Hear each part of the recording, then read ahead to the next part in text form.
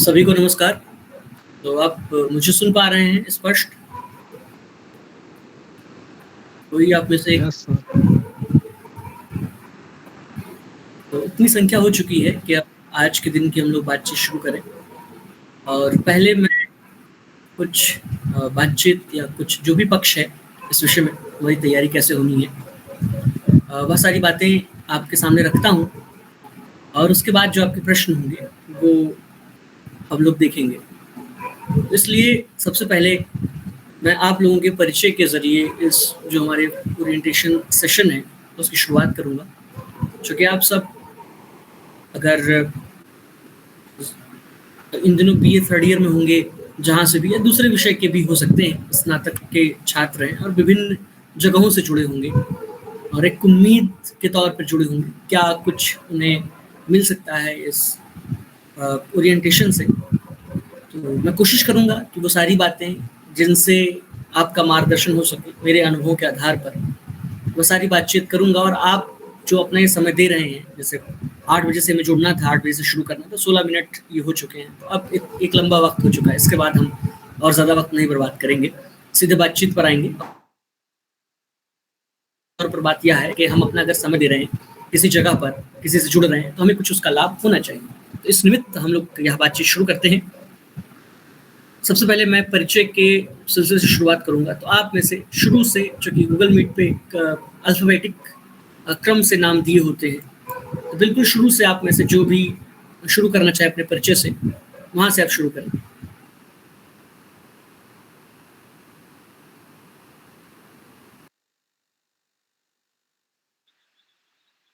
नमस्कार सर।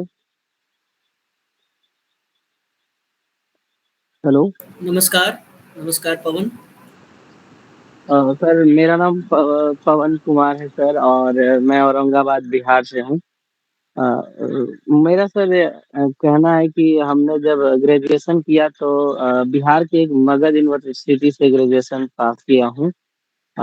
लेकिन हिंदी के विषय में मुझे कोई विशेष आइडिया नहीं है, और मैंने पीजी करने का निर्णय लिया। तो क्या जब हम अध्ययन करेंगे तो हम चीज़ों को अच्छा से समझ पाएँगे कि नहीं समझ पाएँगे? ये मेरा डाउट है कि कैसे अच्छा हो पाएगा इसमें?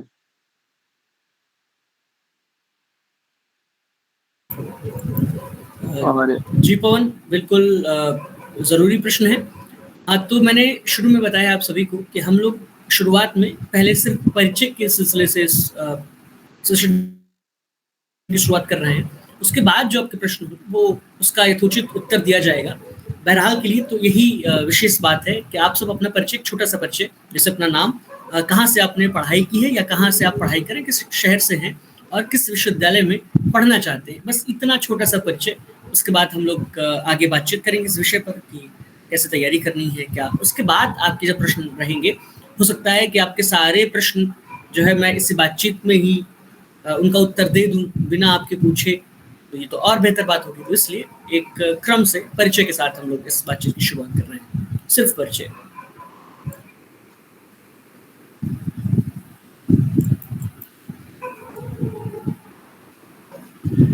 हाय, गुड इवनिंग टू ऑल। मेरा नाम चेतना दीक्षित है और मैं graduation lady Shri Ram college Delhi university से कर रही हूँ। मेरा BA honours Hindi third year है और मैं जेएनयू में एडमिशन लेना चाहती हूँ फॉर माय पीजी।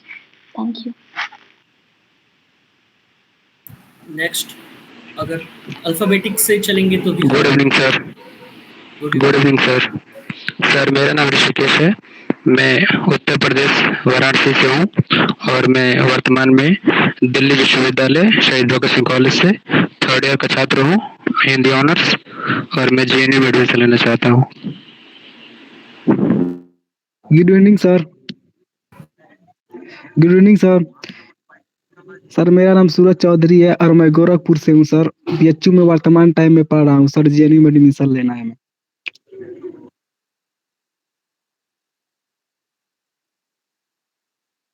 क्या बात है, बहुत बढ़िया। तो हम लोग क्रम से चलते हैं अब, और चूंकि इस तरह से कोई क्रम नहीं रह जाएगा, आप लोगों में से सारे लोग एक साथ बोलने लगेंगे। मैं अभिषेक यादव से कहता हूँ, एक क्रम से चलते हैं। उसके बाद आनंद बिष्ट हैं, उसके बाद अंकुल कुमार हैं, अनुकूल कुमार, तो मैं अभिषेक यादव से कहता हूँ, वहाँ से बातचीत शुरू करते हैं। सर मेरा नाम अभिषेक यादव है। मैं दिल्ली विश्वविद्यालय के रामजस कॉलेज में BA Hindi honours third year का छात्र हूँ। उत्तर प्रदेश आजमगढ़ का रहने वाला हूँ सर, और जेएनयू मेरी टारगेट यूनिवर्सिटी। सर मेरा नाम अनंत है। मैं उत्तराखंड कोटद्वार से हूँ और इस समय सर मैं पीताम्बर दत्त बंसवाल पीजी कॉलेज कोटद्वार से अपनी ग्रेजुएशन कर रहा हूँ।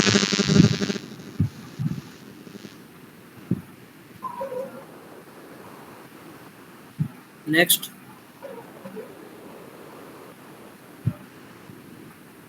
मुझे बताएं कौन है? Good evening good sir. Evening sir मेरा नाम अन्वेषा देवी है। मैं असम से हूँ और मैं असम के ही एक कॉलेज जगन्नाथ बरुआ यूनिवर्सिटी से अपना डिग्री अभी पढ़ रही हूँ और मेरा ड्रीम यूनिवर्सिटी BHU है। अच्छा अन्वेषा, तो इतने लोगों के उसमें फहरिस्त में अन्वेषा को की ड्रीम यूनिवर्सिटी BHU से पहले सारे लोगों ने JNU बताया है। चलिए सुखद बात है, तो हम आगे बढ़ेंगे और ब्रजेश यादव नाम मुझे दिख रहा है, मैं ब्रजेश तक चलता हूँ।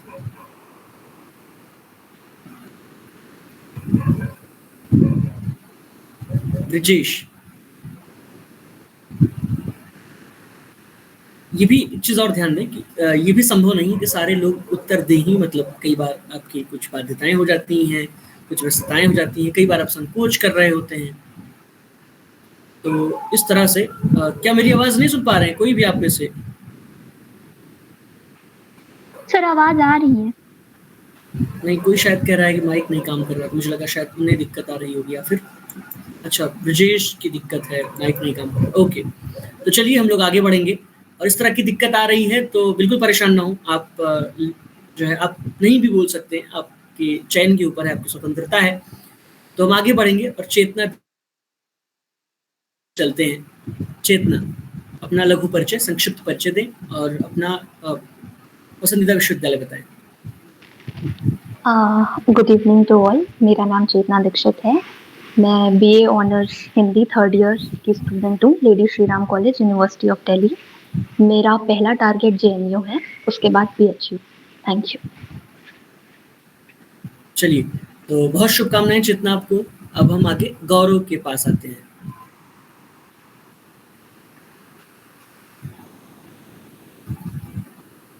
Hello, good evening sir. Good evening Gaurav. मैं झारखंड से हूँ और ग्रेजुएशन यहीं से कर रहा हूँ। मेरे जो सिटी में कॉलेज है। ओके, उसके बाद हम लोग ड्रीम यूनिवर्सिटी JNU। आपकी आवाज़ स्पष्ट नहीं आ रही। हाँ, JNU मैंने सुना। तो गौरव की भी ड्रीम यूनिवर्सिटी JNU है। आगे आएंगे खुशबू के पास, हम लोग चलते हैं। खुशबू, आप अपने बारे में बताएं।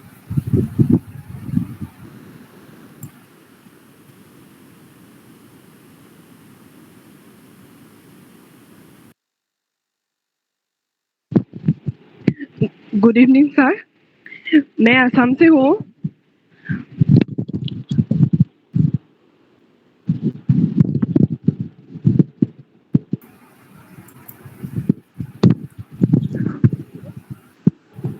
हाँ खुशबू, आप असम से हैं और अपनी ड्रीम यूनिवर्सिटी के बारे में बताएं। कहाँ पढ़ना प्रेफर करेंगे आप? BHU में। ओके,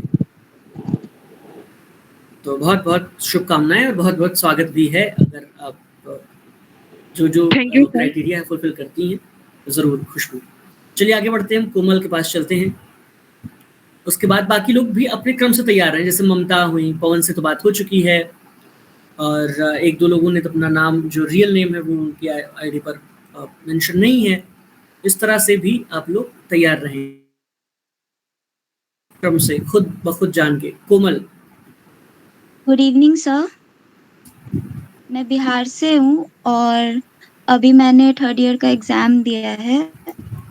बहुत लेट सेशन था हम लोगों का, तो अभी 1 मंथ पहले हम लोग का थर्ड ईयर का एग्जाम हुआ है। मैं BA हिंदी से मैंने ग्रेजुएशन करा है और मेरी ड्रीम यूनिवर्सिटी जो है वो JNU है सर। और सेकंड प्रेफरेंस मेरा बीएचयू है। Okay, okay. Thank you sir. तो कोमल का जेएनयू, फिर बीएचयू। आगे बढ़ते हैं हम। जी सर। और बहुत शुभकामनाएं कोमल आपको। आगे हम बढ़ेंगे, देखेंगे और कौन है आगे। Mamata. Good evening sir. Hello, good evening sir. Sir मेरा नाम ममता शर्मा है और मैं जम्मू से हूँ और वर्तमान समय में मैं सर जम्मू यूनिवर्सिटी से ग्रेजुएशन कर रही हूँ। ओके ममता, तो सर आप मेरी कहाँ? हाँ हाँ, ड्रीम यूनिवर्सिटी बीएचयू जेएनयू है। ओके। तो ममता भी बीएचयू जेएनयू। पवन से बात हो चुकी है। आगे perfect learning app, learning club है, तो इनसे भी हम लोग जानना चाहेंगे कि ये तो स्वयं में लर्निंग है, लेकिन ये कहाँ लर्न करना चाहते हैं।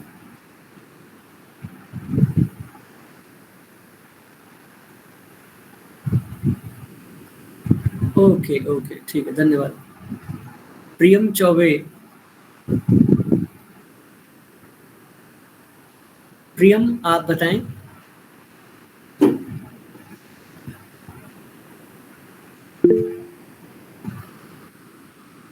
प्रणाम सर, मेरा नाम प्रियंवदा चौबे है। मैं वर्तमान में काशी हिंदू विश्वविद्यालय से स्नातक कर रही हूँ और मेरा ड्रीम यूनिवर्सिटी भी, मेरी इच्छा ये है कि मैं काशी हिंदू विश्वविद्यालय में ही पढ़ूँ। तो प्रियम यानी प्रियंवदा, इन्होंने जैसा अपना नाम बताया, और बहुत सारे बीएचयू के जो बीएचयू से जिन्होंने स्नातक किया होता है, उसमें बहुत सारे लोग ऐसे भी हैं जिनकी इच्छा होती है कि बीएचयू से ही पीजी करें। मतलब उनके पास 3 ऑप्शन होते हैं, जेएनयू, डीयू, बीएचयू, लेकिन वो बीएचयू चुनते हैं। उनका अपना बीएचयू के प्रति मोह है, बीएचयू के प्रति प्रेम है। तो वो मैं समझ रहा हूँ बीएचयू से होने के नाते कि ये क्यों चुन रही हैं बीएचयू। राहुल यादव, मैं आप तक जुड़ता हूँ। गुड इवनिंग सर, मेरा नाम रुश्मा यादव है। हाँ हाँ। वर्तमान में मैं 3rd ईयर की छात्रा हूँ और गवर्नमेंट कॉलेज से अंबारी से मैं बीए 3rd ईयर कर रही हूँ। आजमगढ़ से हूँ और मेरा ड्रीम है कि मैं बीएचयू में जाऊँ और वर्तमान काल में 3 टीचर मेरे बीएचयू प्रोफेसर में आए हैं। मेरा भी ड्रीम है कि मैं जाऊँ बीएचयू से और आगे चलकर अपनी जो भी है करूँ। बहुत अच्छी, बहुत शुभकामनाएं। और ज़रूर आपका ये ड्रीम जो है, आपका ये सपना बीएचयू वाला, ज़रूर पूरा होगा। शुभकामनाएं देते हैं और भरसक आशा करते हैं।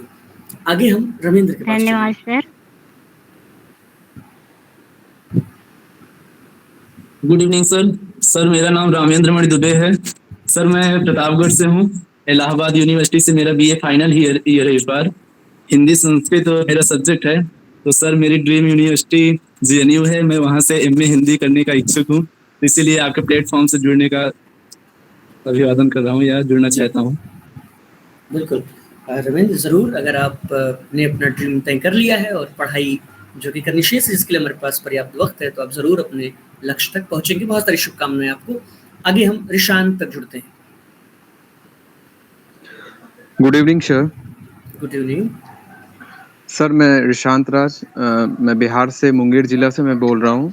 वर्तमान समय में मेरा इस वर्ष इलाहाबाद केंद्रीय विश्वविद्यालय से BA 3rd year final I am pass out है और इस वर्ष मेरा जेएनयू होते होते रह गया, कुछ नंबर से मैं चूक गया। तो मेरा प्रयास है कि इस बार मैं प्रॉपर अच्छे तरीके से तैयारी करके अपना ड्रीम यूनिवर्सिटी जो जेएनयू आने एडमिशन। बिल्कुल, ज़रूर। चूँकि एक बार की मेहनत है, इस बार आपको रिवीजन करना होगा और बार-बार प्रैक्टिस जो होती है, एक बार हम चीज़ों को समझ चुके होते हैं, तो प्रैक्टिस रह जाती है हमारे साथ। तो ज़रूर निशांत, आप अपने लक्ष्य तक पहुँचेंगे। इसी उम्मीद के साथ हम आगे बढ़ेंगे, ऋषिकेश तक चलेंगे। सर मेरा नाम ऋषिकेश है, मैं वाराणसी का रहने वाला हूँ और वर्तमान में दिल्ली विश्वविद्यालय शहीद भगत सिंह कॉलेज से बीए ऑनर्स हिंदी का स्टूडेंट हूँ और मेरा एक ही विकल्प है और जेएनयू है।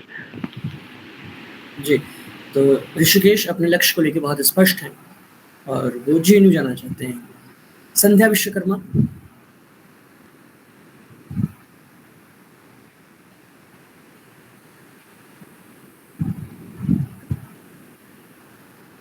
शायद संध्या को कुछ दिक्कत आ रही है।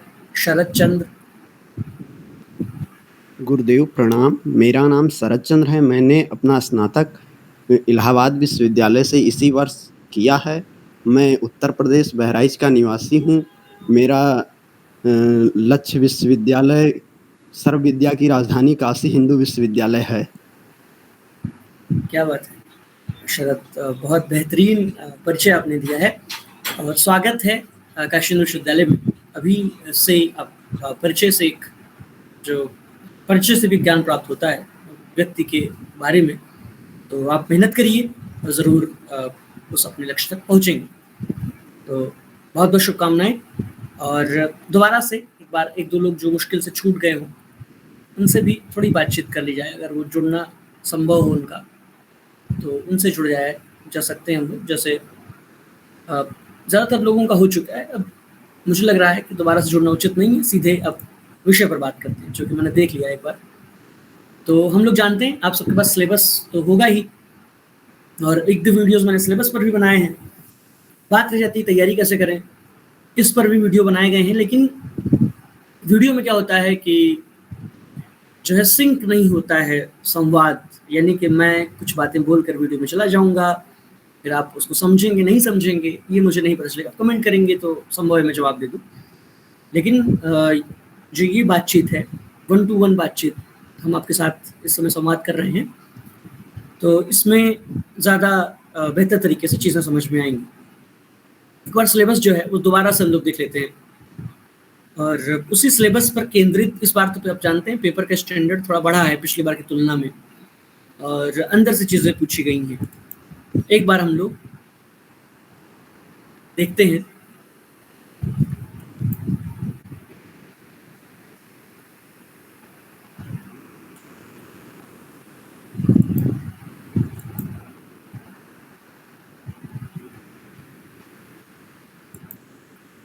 मुझे बताइएगा कि चीजें आपको दिख रही हैं कुछ क्लियर? जी सर, क्लियर है। तो यही आपका सिलेबस है और बहुत साधारण सा सिलेबस है देखने में, जैसे मैं अनुभव के आधार पे भी कह रहा हूँ, इसमें कुछ बहुत विशेष नहीं है, लेकिन अब चूंकि इसके अंदर से चीज़ें पूछी जाती हैं तो थोड़ी सी दिक्कत हो जाती है। ये साहित्य का काल विभाजन नामकरण, ठीक है।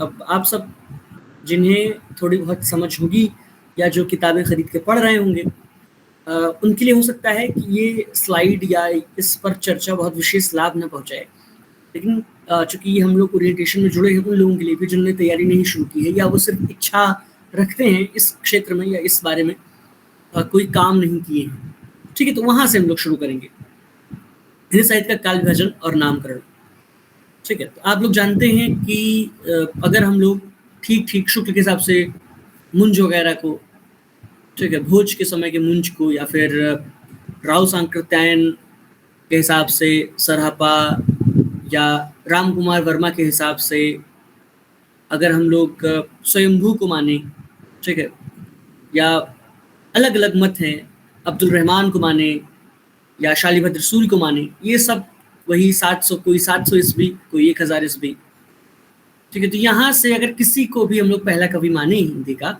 इन सारे लोगों के मतों के हिसाब से, तो अब 2023 में लगभग आप देखेंगे कि कितना साल, 1000, 1200, 1300 सालों का इतिहास आपके सामने है, जिसे हम हिंदी साहित्य के इतिहास के नाम से जानते हैं। अलग अलग विभाजन हैं, अलग अलग आलोचक विद्वान अलग अलग विभाजन भी करते हैं, लेकिन इन 1200, 1300, 1000 सालों के इतिहास को का काल विभाजन और नामकरण बहुत महत्वपूर्ण है, ठीक है, क्योंकि अलग अलग विद्वान अलग अलग तरीके से इसका विभाजन करता है और अलग अलग नामकरण करता है।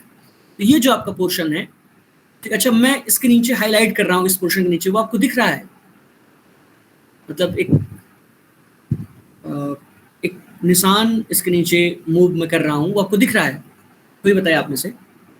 जी सर, दिख रहा है। ठीक है, तो ये बात ध्यान देने योग्य है।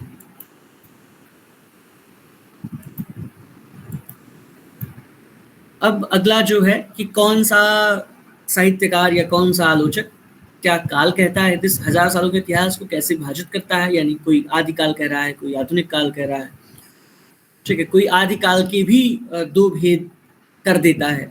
कैसे कर देता है? सिद्ध सामंत काल, यानी कि शुरू का हिस्सा सिद्धों के ऊपर केंद्रित है, बाद का हिस्सा सामंत, यानी दरबार में जो लोग कविताएं कर रहे हैं, दरबारी पन की कविताएं हैं, वो सामंतियों की कविताएं हैं। तो अब देखें कि आदिकाल के भी एक तरह से 2 विभाजन हो गए।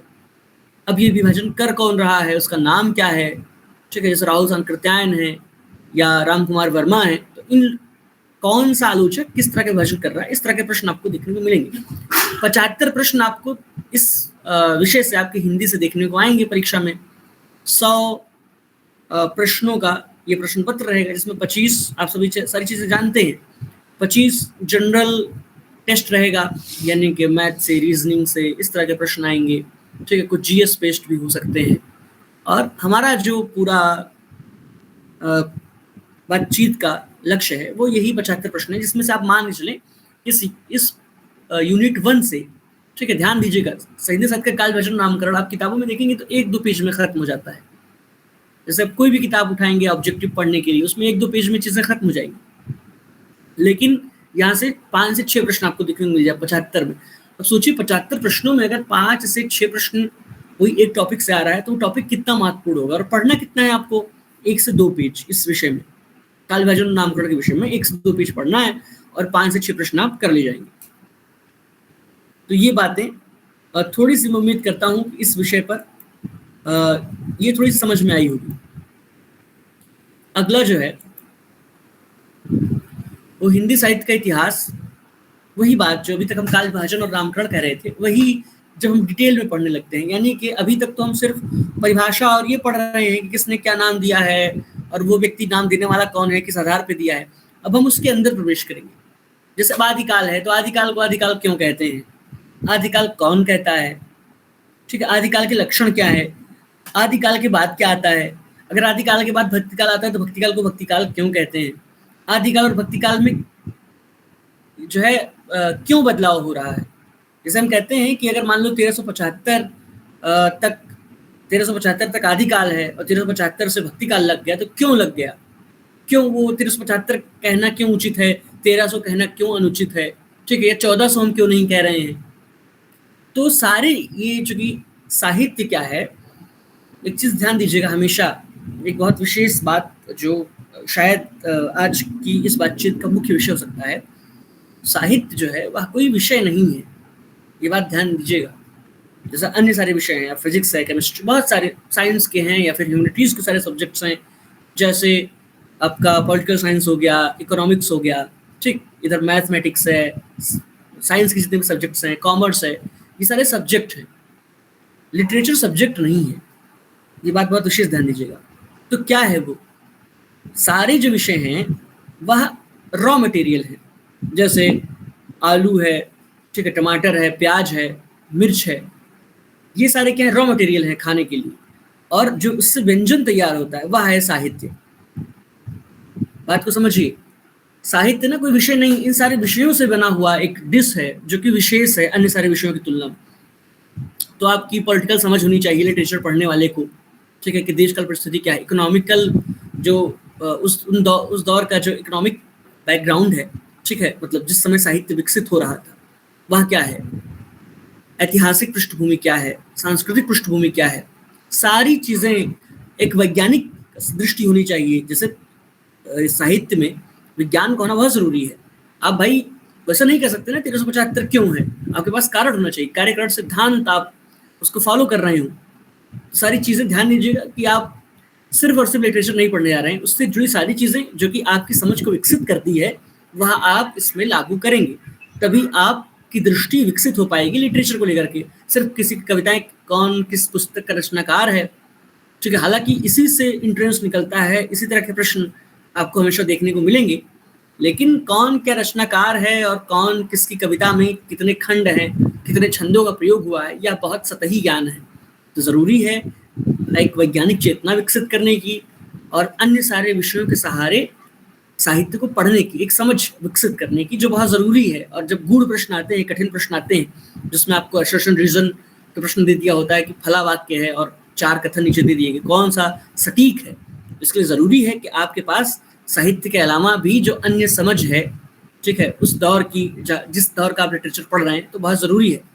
इसलिए आदिकाल, भक्तिकाल और आधुनिक काल तो महीनों भर पढ़ते हैं हम। तो अगर हम लोग सिर्फ साहित्य के इतिहास में आधुनिक काल पढ़ते हैं तो 1 से 2 महीना पढ़ते हैं।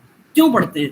क्योंकि आधुनिक काल इतना विस्तृत है, नए कविता के, क्योंकि आधुनिक काल से पहले आप जानते हैं कि सिर्फ कविता ही एक काव्य विधा के रूप में मौजूद थी, ठीक है। कोई अन्य गद्य विधाएं, जैसे छिटपुट हमें गद्य ग्रंथ मिलते हैं, कोई बहुत विशेष गद्य विधाएं, कहानी, उपन्यास, नाटक, निबंध, ये सारी चीजें नहीं मिलती हैं आधुनिक काल से पहले। आधुनिक काल में जब हम आते हैं तो इसका विस्तार हो जाता है, बहुत विस्तृत हो जाता है आधुनिक काल। तो यहाँ पे एक गहरे अवगाहन की आवश्यकता है। रचनाकार, इनकी कोई रचनाकार उसकी रचना में क्या, जैसे हम कह देते हैं कि निराला द्वैतवाद से प्रभावित थे, तो ये कह देना, परीक्षा की दृष्टि से कह देना आपको दे देगा कि निराला किस मत से प्रभावित थे, शांकर दर्शन, अद्वैत दर्शन, ठीक है, या फिर आपको कह देगा कि जो है गांधीवाद से प्रभावित थे। इस तरह के आपको ऑप्शन दे देगा। लेकिन अद्वैतवाद से प्रभावित थे तो क्या है अद्वैतवाद, कैसे प्रभावित है? उनकी रचना में आप दिखाइए प्रभावित हैं तो, उनकी कविता को पढ़िए और कविता में देखिए कि किस मत से प्रभावित है। इस तरह के गहन अध्ययन अगर आप हिंदी के साथ, चूंकि आपने अगर हिंदी से एमए करना चाह रहे हैं तो जाहिर सी बात है, आप हो सकता है बीच में कुछ लोग यूपीएससी की तैयारी करना चाह रहे हो, लेकिन कहीं ना कहीं आप हिंदी के साथ अपना समय व्यतीत करने जा रहे हैं, ठीक है। तो ज़रूरी है कि आपकी एक बेहतर समझ विकसित हो। आप जो है सिर्फ और सिर्फ चीज़ें पुस्तक में लिखी हैं उसी को वेदों की तरह स्वीकार, अपौरुषेय मान के स्वीकार कर लेना, ठीक है, ये खासतौर पे 2023 में बैठ के जब हम साहित्य पढ़ रहे हैं तो यह उचित नहीं है। हमारी अपनी एक चेतना होनी चाहिए, हमारी अपनी समझ होनी चाहिए और हमारे पास तर्क होने चाहिए। रामचंद्र शुक्ल को हम पढ़ें, हम देखें कि उनकी पुस्तक में क्या क्या कमियां हैं, उसको हम कोट करें, उसको मेंशन करें कि भाई ये बात तो शुक्ल ने गलत कही, ये बात तो द्विवेदी जी नहीं समझ पाए, ठीक है। तो इस तरह से पढ़ने की ज़रूरत है और ये रचनाएं, प्रवृत्तियाँ, सारी चीज़ें हम लोग समझेंगे। हिंदी साहित्य की विविध विधाएं एवं रचनाकार, ठीक है। तो ये भी प्योरली आप जान लें, ये बिल्कुल फैक्ट बेस्ड रटना है। इसमें तीसरे यूनिट में जैसे रचनाएं प्रवृत्तियां में तो गहन अध्ययन की आवश्यकता है, लेकिन इसमें ये जो हिंदी साहित्य की विविध विधाएं रचनाकार है, इसमें सिर्फ और सिर्फ रटना होता है। कौन किस उपन्यास का लेखक है, कौन किस कहानी का लेखक है और कौन सी कहानी किस समय प्रकाशित हुई, या फिर आपको उपन्यास दे देगा, मान लीजिए कि दे दिया मैलाचल, गोदान, इस तरह की 3-4 कृतियां आपको दे दिया, तो आप क्रम से लगा ले जाएंगे। किसी का शायद अनम्यूट रह गया है, म्यूट कर लें।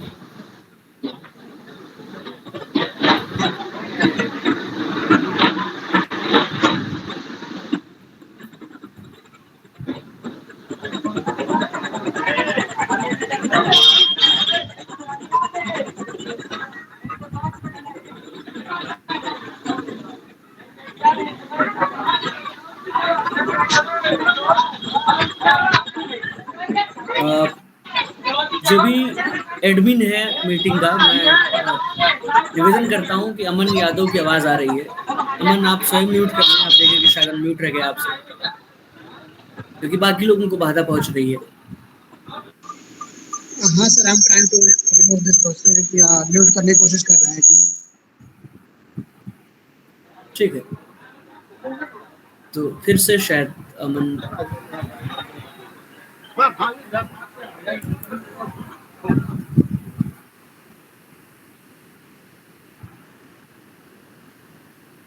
चलिए, संभवतः दिक्कत आ रही होगी उन्हें। Continue sir.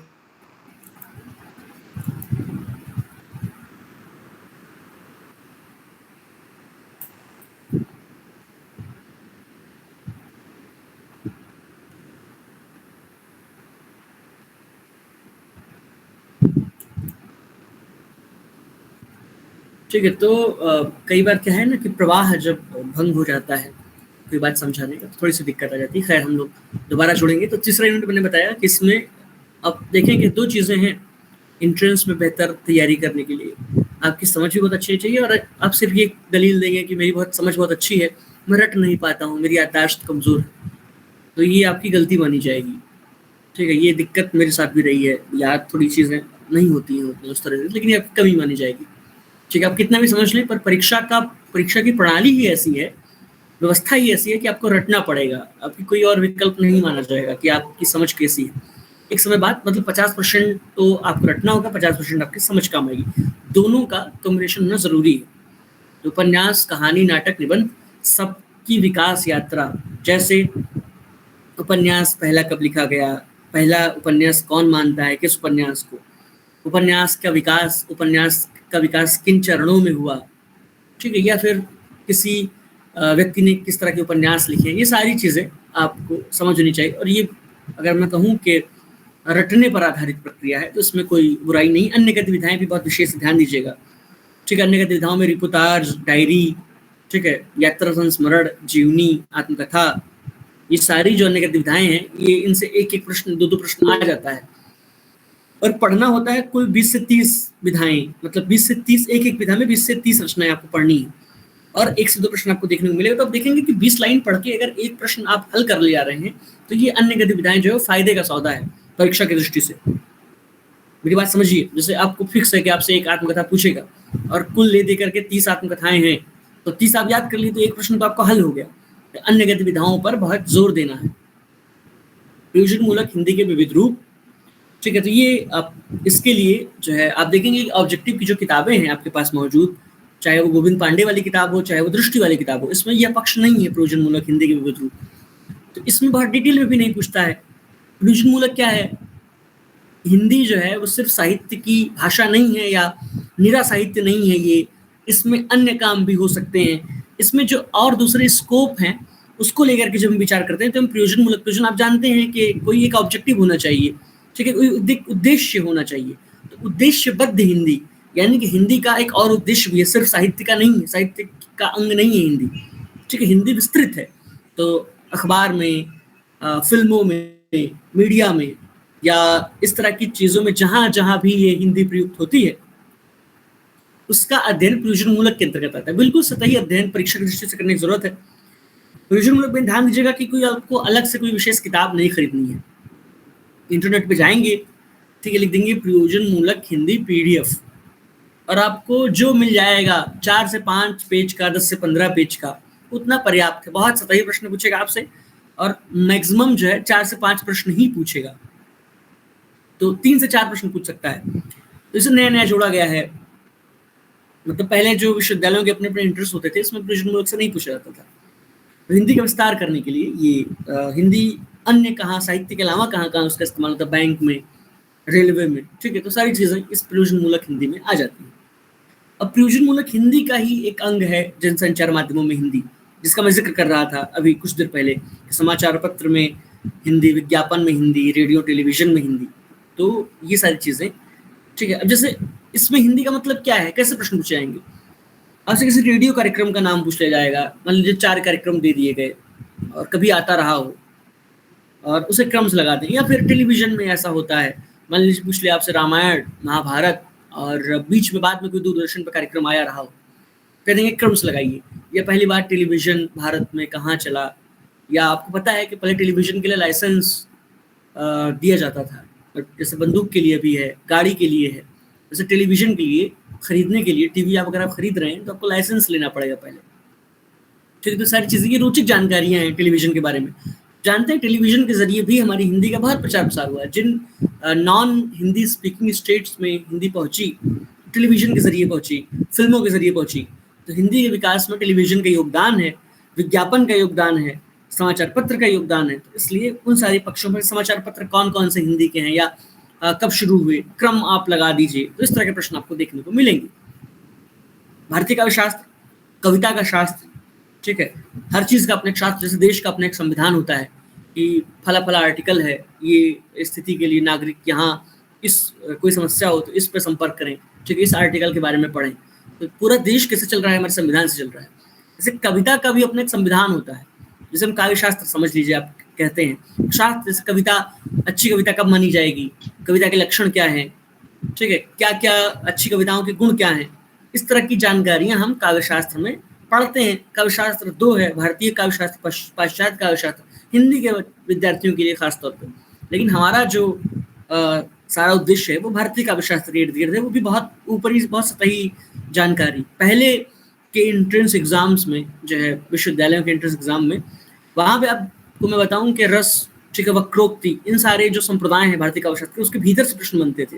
लेकिन ये आपके लिए सुलभता है, ठीक है, कि शब्द शक्ति, काव्य हेतु, काव्य प्रयोजन, काव्य लक्षण, बहुत सतही ये तीनों टॉपिक हैं, ठीक है, यहाँ से बनेगा। जैसे कि आपसे प्रश्न पूछ लेगा कि किस आचार्य ने कांता संहित उपदेश कहा है कविता को।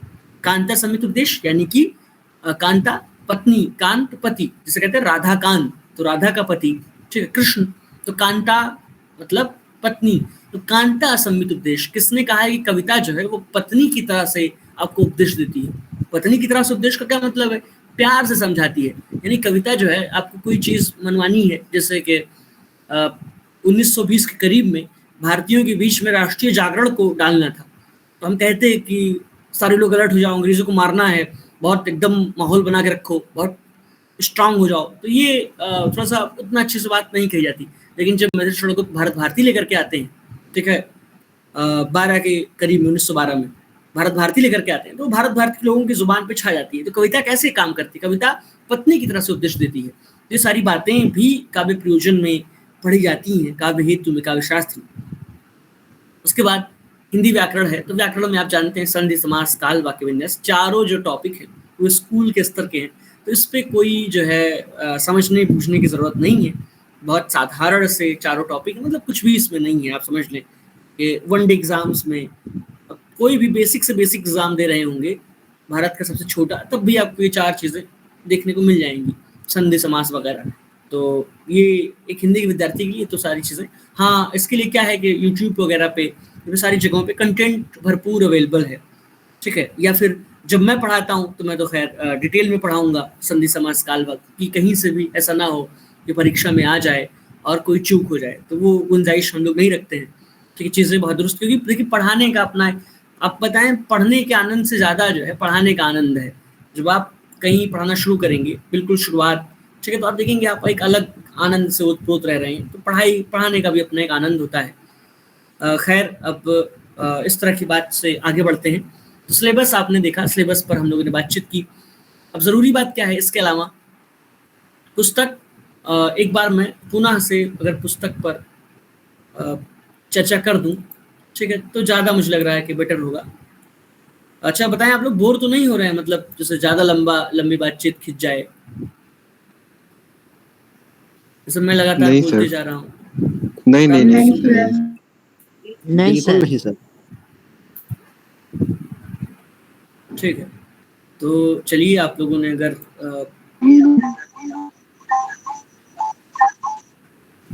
और आप लोगों ने अनुमति दी तो मैं कुछ समय और एक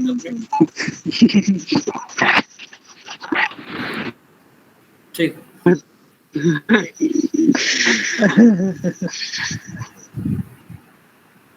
ठीक है, तो मैं कुछ वक्त जो है और इस पे ज़रा सा देख लेता हूँ।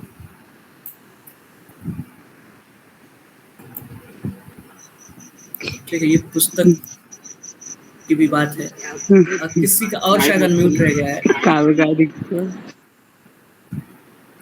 तो ये जो महत्वपूर्ण पुस्तक है, हिंदी साहित्य का इतिहास, आप जानते हैं इसको कुछ लोग हिंदी साहित्य पढ़ने वालों का वेद भी कह देते हैं इसके सम्मान में। तो खैर, हमें इस बात में नहीं पढ़ना है वेद है या नहीं, हमें बस इतना ध्यान रखना है कि एनटीए की सारी परीक्षा में, मतलब सिर्फ ये आपका सीयूटी पीजी नहीं, टेट में या फिर आगे भी एनटीए जो भी परीक्षाएं लेती है हिंदी से, वो उसकी प्रिय पुस्तकें हैं ये दो। इन दोनों को आपको पढ़नी है। और ध्यान दीजिएगा कि हिंदी साहित्य का इतिहास आपको पढ़ के, शुक्ल की पुस्तक अगर आपने नहीं पढ़ी है पहले, रामचंद्र शुक्ल की किताब, उनकी भाषा थोड़ी सी अगर आपने कभी नहीं पढ़ी है तो आपको कठिन लग सकती है, ठीक है। लेकिन ध्यान देंगे कि आपको पढ़ के ख़त्म नहीं करना है कि पढ़ के ख़त्म कर दिया और कोई महारत हासिल कर लिए या कोई बड़ी वाहवाही की बात है, ठीक है। ये किताब आपकी चलेगी, अंत तक चलेगी, जब तक आप पढ़ते रहेंगे, तैयारी करते रहेंगे। ये आपको रेगुलर पढ़नी है ये किताब, हिंदी साहित्य का इतिहास, ठीक है। तो बस इसको पढ़ते रहें और इसको पढ़ के समझते रहें, पढ़ के खत्म नहीं करनी है, बस आपकी पढ़ाई इससे चलती रहे। इस किताब से कुछ कथन पूछ लेता है एनटीए अपनी सारी परीक्षाओं में, हिंदी साहित्य के इतिहास में। अब इसमें बहुत सारे राइटर्स हैं, ठीक है, एक किसी एक व्यक्ति की लिखी हुई किताब है नहीं, तो बहुत सारे इसमें संपादक देखिए, डॉक्टर नगेंद्र। संपादक और लेखक में फ़र्क होता है। संपादक मतलब है कि बहुत सारे लोगों ने लिखा है उसका संकलन डॉक्टर नगेंद्र ने किया है, ठीक है, संपादन उसका किया है। तो इसमें क्या है, इस पुस्तक की कमी है कि इसमें कोई भी विचार जो है वो क्रमबद्ध तरीके से नहीं आता। जैसे एक राइटर है, वो जब लिखेगा ना तो अपनी बातों का विकास करता जाएगा अंत तक, जो बात कह रहा है उसी बात के आगे की बात कहता जाएगा। लेकिन इसको चूंकि बहुत सारे लोगों ने इस पुस्तक को लिखा है तो अलग अलग बात इसमें आप देखेंगे, एक बात किसी युग में लिखी गई है और अगली बात उसी युग में काट दी गई है, क्योंकि दूसरा राइटर निकल के आ रहा है तो उसको नहीं पता है ना कि पहले राइटर ने क्या बात कही है। पढ़ने की दृष्टि से तो ये कोई बहुत पूर्ण किताब नहीं है, लेकिन चूंकि परीक्षा में पूछा जाता है इस पुस्तक से, तो एक नज़र देखना जरूरी है, एक समझ विकसित करना जरूरी है इस विषय। फिर हिंदी साहित्य का, भाषा का एवं साहित्य का वस्तुनिष्ठ इतिहास, यहाँ से फैक्ट पीछे आते हैं और जानते हैं कि इन दिनों की परीक्षा में फैक्ट कितना महत्वपूर्ण है। आप जहाँ मान के चलें कि 50 से 60% जो है वो चीज़ें फैक्ट बेस्ड ही होती हैं, तो बिल्कुल रटी होनी चाहिए आपके पास किताब। आपके पास कोई विकल्प नहीं, इसमें कुछ समझने वाली चीज़ है नहीं, कुछ भी समझना नहीं है इसमें, एक तरफ से उठाना रट लेना है, ठीक है। और जो लोग मेरे साथ जुड़ेंगे, अगर उन्हें रटने में दिक्कत आ रही है, ठीक है, तो मैं कोशिश करूँगा कि ये दिक्कत ना आए, ठीक है, क्योंकि एक समझ जब आपकी विकसित हो जाती है तो फिर दिक्कत आना बंद हो जाती है, ठीक है। तो ये बात भी ध्यान देने योग्य है कि जो लोग जिन्हें रटने में दिक्कत आ रही है इस तरह की चीज़ें, वो समझने की कोशिश करें। और दूसरी चीज़ है कि हिंदी की जो कंटेंट है वो इंटरनेट पे बहुत ज़्यादा अवेलेबल है, इस बात पर ध्यान रखिएगा। तो किसी कवि को मान लीजिए पढ़ाए उठे और पढ़ रहे हैं, उसे गूगल कर लीजिए, तुरंत गूगल करेंगे तो उसके व्यक्तिगत जीवन के बारे में कुछ आपको जानकारी मिल जाएगी, ठीक है। शुरू में जब आप पढ़ रहे होंगे, तैयारी शुरू करेंगे, तो आप देखेंगे 3, 4, 5 कवियों में आप कन्फ्यूज रहेंगे कि इनकी है रचना की उनकी है, उनकी रचना की उनकी है। कन्फ्यूजन कहाँ होती है? कन्फ्यूजन होती है जब हम किसी से फैमिलियर नहीं होते हैं। जैसे किसी 2 आदमी से आप मिले एक ही दिन, तो आप कन्फ्यूज रहेंगे कि ये वो है कि वो ये है, ठीक, इस तरह से कन्फ्यूजन बनती है। क्यों? क्योंकि आप उसको अच्छे से नहीं जानते। तो ये आपको अब देखेंगे कि आप जब पढ़ाई शुरू करेंगे तो आपको ये कन्फ्यूजन आएगी किसकी रचना है, इनकी है कि उनकी है। तो क्या करना होगा आपको? उस रचनाकार के साथ थोड़ा समय बिताना होगा। रचनाकार के साथ समय कैसे बीतेगा? उसके बारे में गूगल करिए, उसके बारे में व्यक्तिगत जानकारी लीजिए, किस शहर का है, उसने कहाँ से पढ़ाई लिखाई की है, या उसकी ज़िंदगी के बारे में 2-4 जब जानकारी पा जाएंगे तो उसकी एक पर्सनैलिटी बन जाएगी अपने नज़र के सामने, ठीक है। तो अब जब आगे से उस रचनाकार के बारे में, ठीक है, जैसे जिन लोग आजमगढ़ के हैं, ठीक है, वो जानते होंगे कि अवधेश सिंह उपाध्याय हरिओद आजमगढ़ के थे, BHU में फ्री में पढ़ाते थे, ठीक है। तो अब जब ये ध्यान रखेंगे आप कि अवधेश सिंह उपाध्याय हरिओद जो है आजमगढ़ के हैं, तो जब आप प्रिय प्रवास पढ़ेंगे तो आप याद रखेंगे कि अच्छा ये आजमगढ़ वाले, ठीक है। तो आप वहाँ किसी अन्य राइटर्स के साथ तो ट्रिक बनाने की जरूरत नहीं है। ट्रिक बनाना कि इनकी है उनकी है, इस तरह के रटने की प्रक्रिया में लोग ट्रिक बनाते हैं। ट्रिक बनाना दरअसल आपकी कामचोरी दिखाता है कि आप वास्तव में डिटेल में चीज़ें नहीं जानना चाह रहे हैं, ठीक है, तभी आप कंफ्यूज हो जा रहे हैं। तो आप समय दे रहे हैं किस सब्जेक्ट के साथ, किसी सब्जेक्ट से MA करने जा रहे हैं, तो उसमें कोताही करने की ज़रूरत नहीं है और बेहतरीन पढ़ने की ज़रूरत है, ठीक है। उसमें कोई कोताही मुझे नहीं लगता है कि होनी चाहिए। बस ये कि अगर आप मन से, अपने सच्चे मन से पढ़ेंगे, ठीक है, तो दिक्कत ही नहीं आएगी तैयारी में। और इसके अलावा ज़रूरी बात ये, जितनी किताबें मैंने आपको बताई वो पढ़ना ज़रूरी है, साथ में टेस्ट वगैरह भी देते रहना, ठीक है, कि आप बन रहे हैं या समझ होना भी बहुत ज़रूरी है। तो जैसा कि मैंने इस पूरे निमित्त जो बात कही, उम्मीद है कि आपको समझ में आई होगी। और जैसा मैं और बात इसमें जोड़ दूँ आगे कि हालांकि ये फ्री ओरिएंटेशन सेशन है, यहाँ पे आप जानते हैं कि इस तरह की आपके मार्गदर्शन के लिए ही है। आपके ऊपर है कि आप जो स्टडी कैपिटल का कोर्स है हिंदी का, जिसमें मैं ही आपको पढ़ाने वाला हूँ, उसमें कोर्स में जुड़ना चाहते हैं नहीं, ये आपकी मर्जी के ऊपर है। तो ध्यान रखेंगे कि उसमें अगर आप जुड़ेंगे तो हम लोग लाइव 1 घंटे जो होगा ज़रूरत के हिसाब से, ठीक है, समय बढ़ भी जाता है तो अच्छे से अध्ययन करेंगे, आदिकाल से लेकर के जितना हमारा सिलेबस है। इसके अलावा भी अन्य साहित्यिक चर्चाएं भी होती रहती हैं कक्षा में, क्योंकि कक्षा जो है वो आनंद का केंद्र बन जाता है। आप जो लोग कक्षा से जुड़ते हैं हर वर्ष, आप उन्हें याद ही होगा, ठीक है, कक्षा के बिना वो रह ही नहीं पाते हैं। मतलब आप जब आनंदित होते हैं किसी चीज़ से, आपकी ज़िंदगी में कोई चीज़ दाखिल होती है, ख़ासतौर पे जब आप साहित्यिक मिजाज के हैं या साहित्य से पढ़ाई करना चाह रहे हैं, तो वो चीज़ें जब आपकी ज़िंदगी में शामिल हो जाती हैं, फिर आपका इंटरेस्ट खुद ब खुद बन जाता है। इंटरेस्ट कई बार आप देखेंगे कि बहुत सारे लोग हैं जिन्हें बिल्कुल बेसिक से हिंदी में कुछ नहीं क्लियर है, तो उनके लिए कक्षाएं बहुत ज़्यादा ज़रूरी होती हैं। क्योंकि इंटरेस्ट पैदा होना बहुत ज़रूरी है। इंटरेस्ट जब बन जाता है तो आप चीज़ों को खुद ब खुद पढ़ने लगते हैं। इन सारी चीज़ों, जैसे मैंने कहा कि कक्षा है, और कक्षा के बारे में चैनल पर भी चीज़ें मौजूद हैं। यूट्यूब पे आप जाएंगे और स्टडी कैपिटल में जाकर के आप वीडियोस में जाके देखेंगे तो हिमांशु सर करके आप देखेंगे आ जाएंगी चीज़ें, किसी YouTube PG by Himanshu sir, तो आप देखेंगे कि उसमें काफ़ी इनफ इंफॉर्मेशन है, कैसे कक्षा से जुड़ना है, क्या प्रक्रिया है। तो सारी चीज़ों में मैं नहीं जाऊँगा यहाँ। और अब आपके प्रश्नों की तरफ हम लोग बढ़ेंगे। तो आप प्रश्न अपने पूछें और मैं उसका समाधान करता हूँ जो मेरी अपनी समझ है।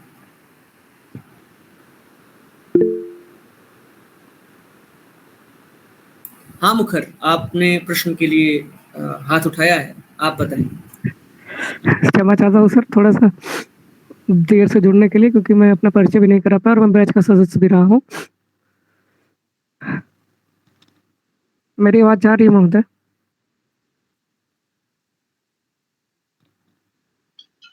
जी जी बोलिए सर। हिमांशु सर, स्पष्ट आ रही है, मैं सुन पा रहा हूँ, स्पष्ट आ। हाँ सर, नमस्कार महोदय, मैं अनुज राव, काशी हिंदू विश्वविद्यालय से। सर मेरा प्रश्न ये है कि जो पिछले साल मैंने जो प्रश्न देखा, जो लास्ट के 4 यूनिट थे, 4, 5, 6 और 7, उसमें से 14 प्रश्न थे, और इस बार का जो प्रश्न पत्र आया है वो संख्या बढ़ के 29 प्रश्न हो गई है, जिसमें सर हमने एक चीज पाया है कि दोनों पेपर का मतलब आकलन करने पे कि अभिकथन और कारक संबंधी प्रश्न सर, ये सर ज्यादा परेशान कर रहे हैं। जो अभिकथन और कारक संबंधी प्रश्न आते हैं उसके लिए सर क्या, सर उसके लिए कोई अलग से अच्छी बुक हिंदी साहित्य इतिहास की क्या सर, उसके लिए सर किस तरह से बेहतर तैयारी करें कि सर जो अभिकथन और कारक संबंधी प्रश्न है उसको सही से समझा जा सके? तो आपका प्रश्न है कि अभिकथन और तर्क संबंधी प्रश्न कैसे सॉल्व किए जाए। देखिए, पहली बात तो ये है कि सिर्फ और सिर्फ चीज़ें जब हम लोग रट के चल रहे होते हैं, सिर्फ फैक्ट याद कर रहे होते हैं ना, तो उससे ये सॉल्व नहीं होने वाला है। हम क्या करते हैं कि तैयारी बड़ी अधूरी रखते हैं। गोविंद पांडे दृष्टि किताब उठाए और रटते चले गए, उसमें क्या है, आप ये तो याद कर लेंगे कि किसकी रचना है किसकी नहीं है, लेकिन तर्क और अभिकथन के लिए ये मुश्किल हो जाएगा। तो उसके लिए ज़रूरी है कि हम टेक्स्ट पढ़ें, ठीक है। जैसे शुक्ल की किताब है, नगेंद्र किताब है, इसको पढ़ें। और ख़ासतौर पर जो शुक्ल किताब है तो वो छायावाद या फिर आप मान किसी कामायनी पर आके ख़त्म हो जाती है। और उसके बाद आधुनिक साहित्य के लिए तो फिर आप बच्चन सिंह की पुस्तक ले सकते हैं डीप में पढ़ने के लिए, कि जो गहन अध्ययन है, ठीक है, वो बहुत ज़रूरी है। और तर्क और अभिकथन कोई बहुत बड़ी चीज़ नहीं है। आप जैसे ही आप देखेंगे कि आप गहन अध्ययन कर रहे हैं, आप खुद ब खुद तर्क अभिकथन कर ले जाएंगे। मतलब जैसे ही वो आपको वो जो पूछा जा रहा है ना, उसका ज्ञान आपको हो चुका है। जैसे आप पूछेंगे आपसे कि ये फला कोई वाक्य है और ये उसकी पुष्टि करता है कि नहीं, नीचे के 4 वाक्य, तो ये जाहिर सी बात है जब तक आप इसको पढ़ेंगे नहीं, इसका कोई और विकल्प नहीं है। इसका सिर्फ एक ही विकल्प है कि आपको वो चीज़ें कहीं ना कहीं आपने पढ़ी हो। इसलिए ज़रूरी है कि आपकी समझ विकसित हो चुकी हो। कई बार क्या है ना कि हम पढ़ भी लेते हैं, लेकिन अगर समझ नहीं विकसित है हमारी, हम नहीं समझ पा रहे हैं कि फला आलोचक कहना क्या चाह रहा है अपनी बात में, ठीक है। तो ये तो असली बात ये महोदय कि मतलब समझा कैसे जाए इसे? अध्ययन करके, ठीक है। वो आप रिपीटेटिव अध्ययन करेंगे, उसके लिए कोई और विकल्प नहीं है मुखर। देखिए, जैसे कुछ चीज़ें होती है ना, बहुत बेसिक होती है, जैसे प्यास लगी है तो महोदय मेरा नाम, माफी चाहता हूँ महोदय, मेरा नाम अनुज है, अनुज। मैं काशी हिंदू विश्वविद्यालय से 5वें सेमेस्टर का BA का विद्यार्थी हूँ हिंदी साहित्य से। ओके अनुज, ठीक है। तो बात ये है ना कि बहुत बेसिक प्रश्न है ये। जैसे पानी, प्यास लगी है तो हमें क्या करना होगा? जाहिर सी बात है, पानी पीना होगा, ठीक है। उसका कोई विकल्प नहीं होता है, क्योंकि वो कठिन पूछ रहा है आपसे। वो पूछ ही से ले रहा है कि ऐसा तो नहीं है कि आप सिर्फ रट के चले आए हैं। वो तर्क और अभिकथन इसलिए पूछ रहा है कि आपको गहन ज्ञान है कि नहीं इस विषय में। सिर्फ आप रट लिए हैं और परीक्षा देने चले आए हैं, सिर्फ फैक्ट याद कर लिए चले आए हैं। तो वो अगर पूछ रहा, आपके इस बात का आकलन कर रहा है कि आपने गहन अध्ययन किया है कि नहीं, जाहिर सी बात है आपको गहन अध्ययन करना होगा। तो आप अगर टेक्स्ट पढ़ रहे हैं, ठीक है, टेक्स्ट पढ़ेंगे, पूरी टेक्स्ट पढ़ के अगर आप परीक्षा देंगे तो उसमें ऐसा कुछ है ही नहीं, ठीक है। रामचंद्र शुक्ल में और मान लीजिए बच्चन सिंह आधुनिक हिंदी साहित्य का इतिहास उठा लिए, इन दोनों किताबों को आपने पढ़ लिया अच्छे से, ठीक है। एक आपकी समझ विकसित हो गई है, ठीक है। समझ कैसे विकसित हुई? समझ आप जानते हैं जहाँ से आप पढ़ाई कर रहे होंगे, अगर कक्षाएं वहाँ चल रही होंगी, ठीक है। या फिर इस तरह के मेरे जैसे लोग जो कुछ गाइडेंस देने के लिए उपस्थित होते हैं, ठीक है, इंटरनेट जगत में या फिर ऑनलाइन कक्षाओं में, मेरे जैसे लोग भी कुछ हद तक अपने सामर्थ्य अनुसार इस क्षेत्र में सहायता करते हैं कि भाई कैसे आप प्रश्न को सॉल्व करेंगे, या फिर वो चीज़ों को पढ़ाते हैं जहाँ से प्रश्न बनता है। ठीक है, तो ये एक तरीका यही है कि आपको उसके लिए पढ़ना होगा। और अभी आप देखेंगे, अब चूँकि 5वें सेमेस्टर में, तो अब आप चूँकि जब तक आप साल भर तैयारी या 6 महीना तैयारी नहीं कर लेते हैं, तब तक आप इसके लिए मत परेशान होइए कि कैसे सॉल्व करना है। आप पढ़ेंगे तो निश्चित रूप से उस सॉल्व को खुद ब खुद 4 महीने आप पढ़िए, किताबों को पढ़िए, टेक्स्ट पढ़िए 4 महीने, आप देखेंगे कि आप खुद सॉल्व कर रहे हैं, उसमें कोई वो बहुत विशेष बात नहीं है। हाँ, मतलब बीएचयू का जो एक सेमेस्टर एग्जाम की प्रणाली है, पूरा ये पीजी का इंट्रेंस बेस पे ही है लगभग। तो कोशिश करेंगे सर कि इसे पूरा कर लिया। मेरा बस यही था कि बस यही मेरे पास एक ही प्रश्न, मतलब इसमें मैं ज़्यादा थोड़ा परेशान हो गया था। हाँ, वो परेशान होना लाजिम है, क्योंकि आपने प्रश्न देखा है, प्रश्न देखे इसलिए परेशान होना स्वाभाविक है। और सारी यूनिवर्सिटीज़ के सिलेबस यूजीसी निर्धारित, चूँकि यूजीसी का अपना एक सिलेबस होता है मानक, सबके यहाँ का सिलेबस वैसा ही है कि अगर आप पढ़ेंगे उस सिलेबस को, ठीक है, तो एंट्रेंस में आपको आसानी होगी। लेकिन अगर आप नहीं पढ़ रहे हैं तो उसके लिए यही है कि आप पुस्तकें, अगर आप अपना सिलेबस नहीं पढ़ रहे हैं तो जो पुस्तकें मैंने बताई हैं वो पढ़िए, या फिर जो है जो तरीका बताया जाता है अध्ययन के लिए, तैयारी के लिए, वो अगर आप फॉलो करते हैं तो जाहिर सी बात है कि आपकी तैयारी बेहतर होगी। अन्य किसी का कोई प्रश्न हो तो स्वागत है। धन्यवाद महोदय। जी सर, मेरा प्रश्न है। हाँ, बताएं। हाँ सर, इसी प्रश्न से जो अभी इसने पूछा इसी से संबंधित है, लेकिन थोड़ा हट के। जिस तरीके से इसने जो पूछा कि कोई भी आलोचक का तर्क या अभिकथन जो है तो उसको कैसे पढ़ा जाए, समझा जाए। सर मेरा ये प्रश्न है कि जो महत्वपूर्ण या प्रसिद्ध रचनाकार और रचनाएं जो पुस्तक होती है, तो कभी-कभी प्रश्न में ये पूछा जाता है कि इस रचना में जो रचनाकार हैं उसमें महत्वपूर्ण पात्र कौन से, या फिर उसकी भूमिका, जस्ट इससे थोड़ा संबंधित रिलेटेड पूछा जाता है। तो क्या ऐसे प्रश्नों को हल करने के लिए क्या रचनाओं को पढ़ना जरूरी है, या फिर इसका कोई दूसरा उपाय कि कैसे समझा जाए कि किसी भी। दोबारा से आप अपना वो प्रश्न साझा कर दें। जी ओके सर, मेरा प्रश्न ये है कि जैसे अभी आपने बताया कि अभिकथन या आलोचक का जो तर्क दिया रहता है उसको कैसे पढ़ा जाए या समझा जाए, तो इसी से संबंधित मेरा ये प्रश्न है कि कभी-कभी महत्वपूर्ण रचनाओं के बारे में, रचनाकार के रचनाओं के बारे में पूछा जाता है कि उसमें महत्वपूर्ण पात्र कौन से हैं या उसकी महत्वपूर्ण भूमिका क्या है। तो इस संबंधित प्रश्नों को सर कैसे हल किया जाए? क्या इसके लिए रचनाओं को पढ़ना आवश्यक है? देखिए, रचनाएं तो बहुत ज़्यादा हैं, और आप अगर साहित्यिक मिजाज के, जाहिर सी बात है, जैसे बीए कर चुका कोई भी व्यक्ति, एक जो सामान्य नियम है उसको गोदान, शिखर जीवनी, ठीक है, या फिर महत्वपूर्ण कहानी, वो मानी जाती हैं कि उसने पढ़ी होंगी। जैसे 10-12 रचनाएं जो है हर विधा में, वो बहुत महत्वपूर्ण हैं और उसे बिल्कुल पढ़ना चाहिए।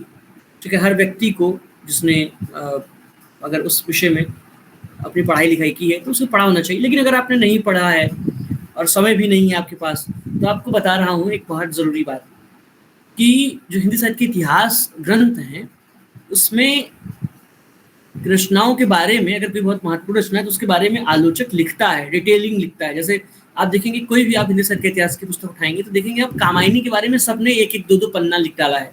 शुक्ल जी ने तो 10 पन्ने लिख डाले होंगे। ठीक है, तो ये क्यों है?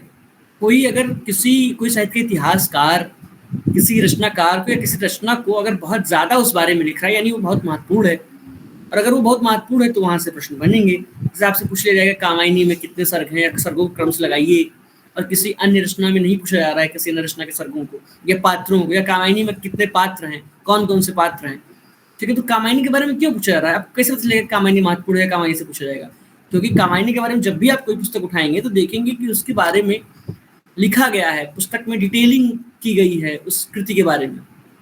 तो अगर आपने कामायनी नहीं पढ़ी है तो आपके पास यही एक तरीका है कि आप उस साहित्य के इतिहास में कोई भी पुस्तक उठाएंगे, देखेंगे वहाँ पे बहुत ज़्यादा लिखा गया है उस रचना के बारे में। तो उससे आप उस पुस्तक की महत्ता का अंदाज़ा लगा सकते हैं, और उस पुस्तक में जो बातें लिखी हुई हैं कामायनी के बारे में, गोदान के बारे में, अज्ञेय के बारे में, शिखर जीवनी के बारे में, जो महत्वपूर्ण कृतियाँ, भारत भारती के बारे में, भारत भारती में कितने खंड हैं। ठीक है, तो नहीं अनुकूल, जैसे नेट के पाठ्यक्रम में जो चीज़ें लगी हुई हैं, तो उसके अलावा भी बहुत सारी चीज़ें महत्वपूर्ण हैं जो आपसे पूछी जा सकती हैं। जैसे ये नहीं है कि नेट के पाठ्यक्रम में जो चीज़ लिखी हुई वही महत्वपूर्ण है, वो तो पढ़ना ही चाहिए, ठीक है, लेकिन वो संभव नहीं है एक बीए थर्ड ईयर के लड़के के लिए कि पूरा नेट का सिलेबस पढ़ डाले, ठीक है। और बहुत सारी रचनाएं ऐसी हैं जो उसके सिलेबस में नहीं लगी हुई हैं, जैसे अब गोदान लगी हुई है, ठीक है, और आपसे मान लीजिए गबन से पूछ लेता है, गबन के पात्र पूछ लेते हैं, गबन तो नहीं लगी है नेट के सिलेबस में, ठीक है, लेकिन गबन का अगर कोई पात्र पूछ लेगा तो आप क्या करेंगे? तो इसके लिए ज़रूरी है कि हिंदी साहित्य के इतिहास में जब पढ़ेंगे तो गबन के बारे में भी कुछ बातें लिखी होंगी, गोदान के बारे में भी कुछ बातें लिखी होंगी, उन बातों को बहुत डिटेल में पढ़ना होगा। अगर आप ये जानेंगे कि भाई प्रेमचंद बहुत बड़ा रचनाकार है, तो आपसे दिक्कत नहीं होगी, फिर आप जब उनको पढ़ रहे होंगे तो बहुत अलर्ट होकर पढ़ेंगे, ठीक है। तो ये एक तरीका है। हाँ दिव्या, आप प्रश्न पूछें। हाँ नमस्कार सर, मैं गौरव हूँ और अच्छा, मैंने दूसरे अकाउंट से लॉगिन किया है सर। ठीक है गौरव।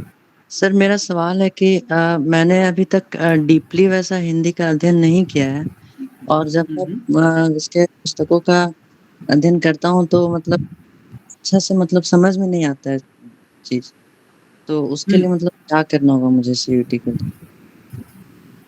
हाँ देखिए, अब इस स्थिति में जैसे आपको अगर चीज़ें नहीं समझ में आ रही हैं, तो चूंकि अब देखेंगे 1929 में लिखी पुस्तक है शुक्ल की, और शुक्ल की पुस्तक से प्रश्न बनता है, और तो कई बार भाषाई 100 साल के करीब हम लोग आ चुके हैं, ठीक है। उस दौर की लिखी भाषा थोड़ी सी हम अपनी दिनचर्या की भाषा में दूसरी भाषा का इस्तेमाल करते हैं, तो कई बार भाषाई कठिनाई हमें आती है। दूसरी चीज़ है कि हमने चूँकि उस तरह का हमारा संस्कार नहीं है, अध्ययन का संस्कार, हमने पिछले कई सालों से हम हिंदी नहीं पढ़ रहे हैं उस स्तर पे जा करके, तो ये दिक्कत आ रही है, ये आती होगी दिक्कत। तो इसके लिए एक ही तरीका है कि किसी की गाइडेंस लें जो महत्वपूर्ण है आपके लिए, ठीक है। और ये ऑब्जेक्टिव वगैरह की चीज़ें तो आपको खुद रटनी होंगी, लेकिन इसके लिए गाइडेंस ज़रूरी है, जहाँ पे आपको इंटरेस्ट पैदा होगा, आपको चीज़ें बताई जाएंगी, ठीक है। अच्छा गाइडेंस से जो है मैं फटाफट ज़्यादा वक्त ना खर्च करते हुए दोबारा से आऊँ, ठीक है। मैं ज़रा सा बता देता हूँ, आप लोग इंटरेस्टेड हो या ना हो, वो चूँकि बैच लगभग शुरू हो गया है और बच्चे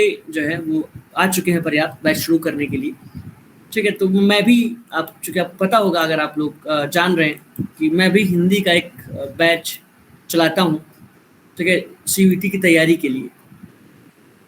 तो अगर आप लोग उसमें, आप में से कोई अगर जुड़ेंगे तो उसके निमित्त मैं कुछ बातें आपको बता दूं। कुछ चीज़ें आपको दिख रही हैं क्लियर? ठीक, कोई जल्दी से इस पर बात खत्म करके फिर मैं दोबारा से चर्चा पे आता हूँ, आपको प्रश्न लेता हूँ। कोई बताए, कुछ चीज़ें दिख रही हैं? जी सर, दिख रही है। हाँ, क्योंकि ये ज़रूरी है ना, कुछ लोगों का ये है कि भाई इसके बारे में नहीं बताया, मैसेज कर रहे हैं कि सर कोर्स के बारे में नहीं बताया।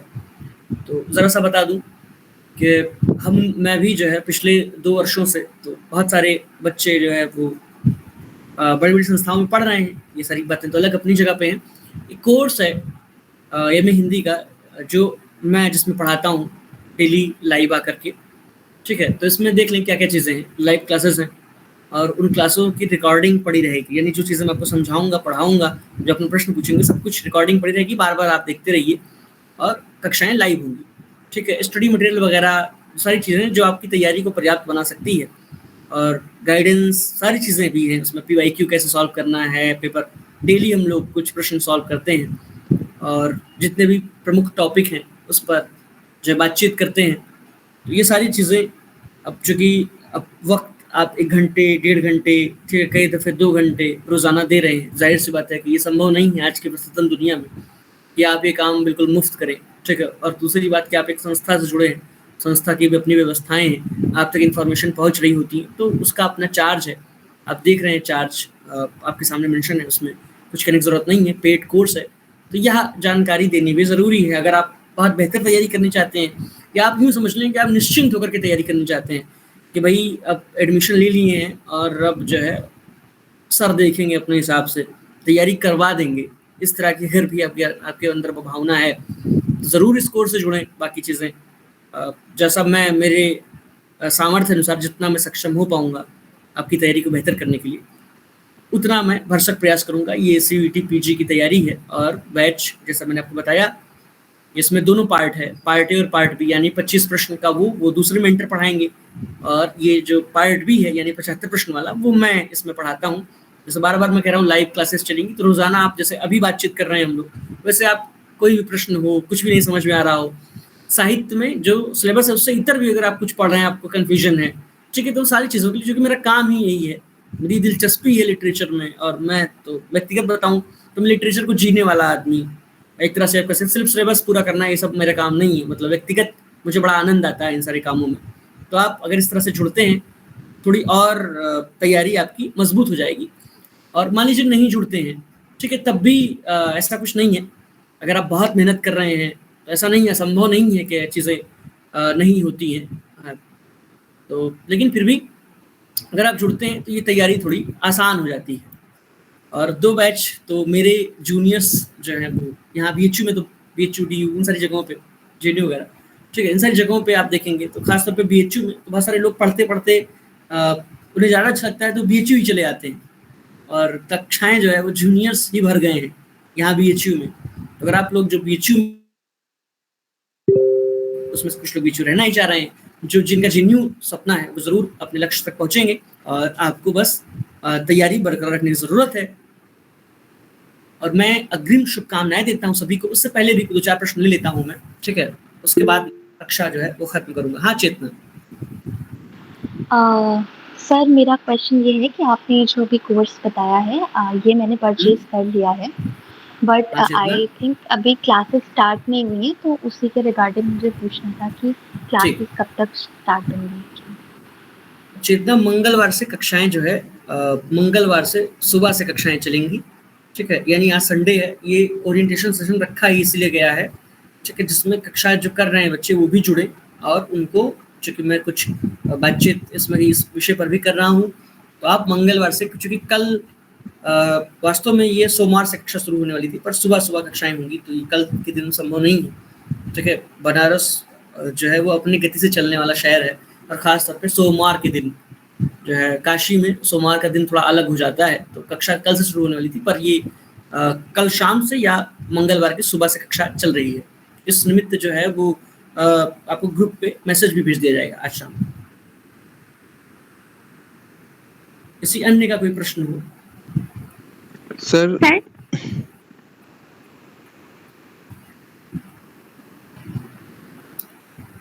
अच्छा,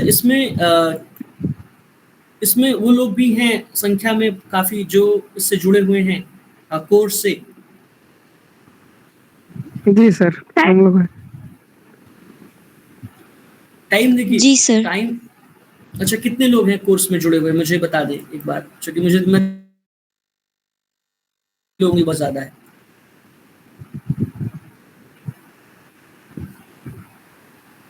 वो लोग हैंड रेज कर दें जो कोर्स से जुड़े हुए हैं।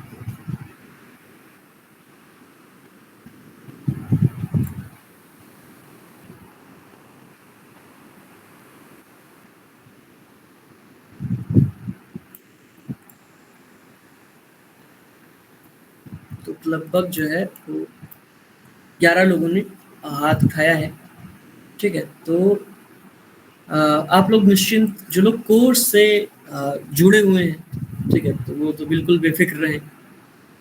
मेरी भी उसमें जिम्मेदारी है, आपकी उपलब्धियों के साथ मेरा भी श्रेय है, मेरा भी अपना एक समाज है और अपनी एक प्रतिष्ठा होती है, वो तो आप निश्चिंत रहें।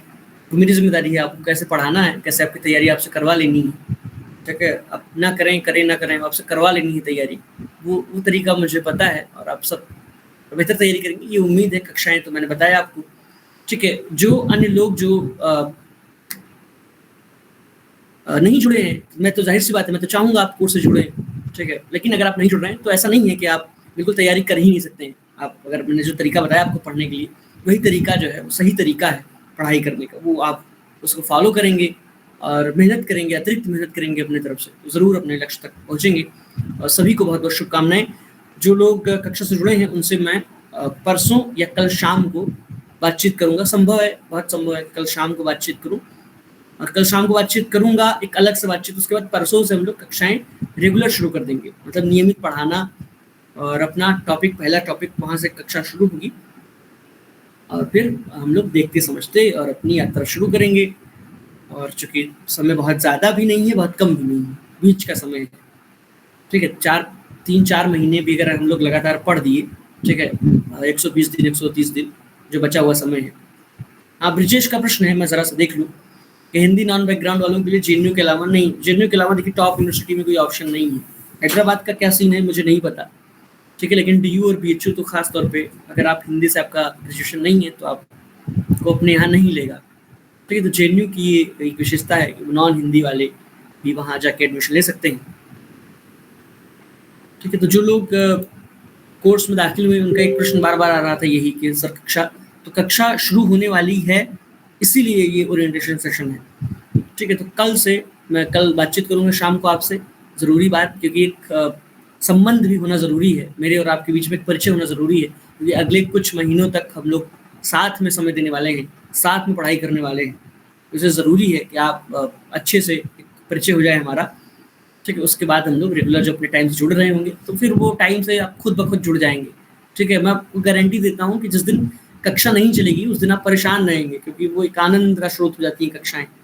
अनुभव तो यही रहा है अब तक का, तो उसके बाद हम लोग कक्षा शुरू करेंगे। मैं भी जो है इंतज़ार कर रहा था कि कोई ऐसा बच्चा ना रहे जिसकी कक्षा छूट जाए, ठीक है। हाँ, कक्षा जो है आप आदत डाल लें, सुबह 6:30 से 7:30 चलेगी, ठीक है, सुबह 6:30 से 7:30, क्योंकि दिन में जो है वह सारे लोग अपनी अपनी कक्षाएं, कुछ लोग जैसे 5th सेमेस्टर में हैं, कुछ लोग 6th सेमेस्टर में, तो उन क्लास जाना होता है। किसी की 9 बजे कक्षा है तो वो 8 बजे निकल जाता है अपने यहाँ से, ठीक है। ऐसा टाइम है 6:30 से 7:30, ठीक है, कि आप अपने बेड से, जो लोग 6 बजे मान लीजिए उठते हैं, उठ करके कक्षा से जुड़ जाइए, ठीक। कक्षा से जुड़ गए, उसके बाद अपना सारा काम कर रहे हैं, ठीक है। कक्षा से जुड़ गए और चीज़ों को पढ़ लिया, उसके बाद आप तैयार हो रहे हैं, कहीं जाना है तो जा रहे हैं। सुबह आप पढ़ लेंगे ना तो आपके ऊपर एक बोझ नहीं रहेगा शाम को कक्षा है, मान लीजिए दोस्तों के साथ कहीं गए हैं, कहीं बिजी हैं, कोई अन्य घर में काम आ गया, कुछ मेहमान आ गए, ठीक। ये जो सारी समस्याएं हैं उसमें आप थोड़ा अजीब लगता है कि मेहमान आए हैं, लोग आपसे बातचीत करना चाहते हैं, आप फ़ोन में जुड़े हैं, क्लास कर रहे हैं। तो सारी परिस्थितियों से बचते हुए सबसे अच्छा तरीका यही कि सुबह हम लोग पढ़ लें, और इतनी जल्दी पढ़ लें कि उसके बाद हम अपने सारे दिन भर के काम करें, और इतना सुबह पढ़ लेना कि हमें याद ही ना रहे कि कक्षा करना बाकी है, या कोई बहुत बड़ा काम बाकी है दिन भर का, या कोई टेंशन रहे आपको, ठीक है। तो ये समय है 6:30 से 7:30, और उस पर हम लोग कक्षा शुरू करेंगे।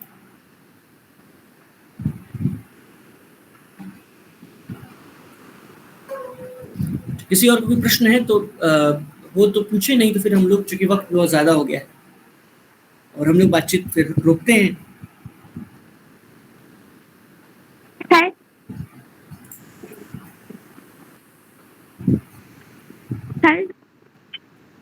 अन्वेषा की आवाज़ नहीं आ रही है।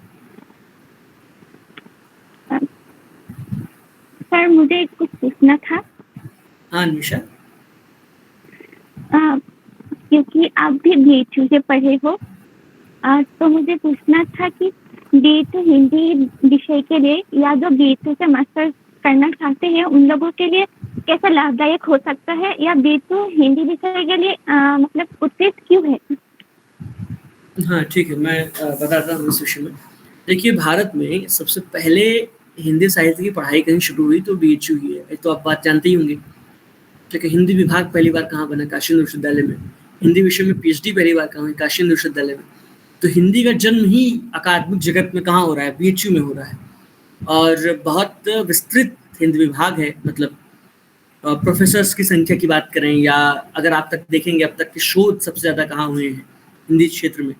ठीक है, या हिंदी की दिशा कहाँ से निर्धारित हुई है, हिंदी आलोचना कहाँ से विकसित हुई है, तो वो काशी हिंदू विश्वविद्यालय है।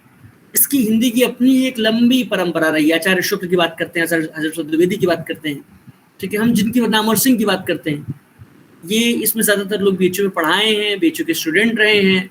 मतलब एक पूरा माहौल क्या होता है ना कि सिलेबस तो हर जगह का, जैसे नेट जेआरएफ का सिलेबस सब जगह सेम है, आप कहीं से भी तैयारी करिए, लेकिन जो माहौल होता है बहुत मैटर करता है। अब जब आप किसी बड़ी संस्था से जुड़ रहे होते हैं, उसकी परंपरा का अध्ययन करते हैं, जो फैक्ट जो है वो अन्य जगहों के बच्चे किताबों में याद कर रहे होते हैं, जैसे कोई रचनाकार है, उस रचनाकार की कृतियाँ आप याद कर रहे हैं, किताब में, ठीक है, और उस रचनाकार से मिल लिया जाकर के, क्योंकि वो आए हैं, वो खुद बीएचयू आए हैं हिंदी का, वो सेमिनार में आए हैं, व्याख्यान देने आए हैं। तो इस बड़ी संस्था का यही फायदा है कि जिनके बारे में नॉर्मली लोग किताबों में पढ़ते हैं, उनसे आप सामने से मिल रहे होते हैं। और बीएचयू का अपना जो मैंने पढ़ा, ये परंपरा, लंबी परंपरा है अध्ययन अध्यापन की। तो जब आप बीएचयू में पढ़ रहे होते हैं तो सारी परंपराओं से जुड़ जाते हैं, तो आप हिंदी साहित्य जगत के अभिन्न अंग हो जाते हैं। तो ये महत्वपूर्ण बात है।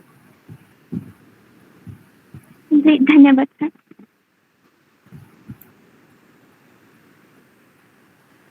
ठीक है, तो फिर हम लोग इस मीटिंग को यहीं विराम देते हैं और बहुत बहुत धन्यवाद।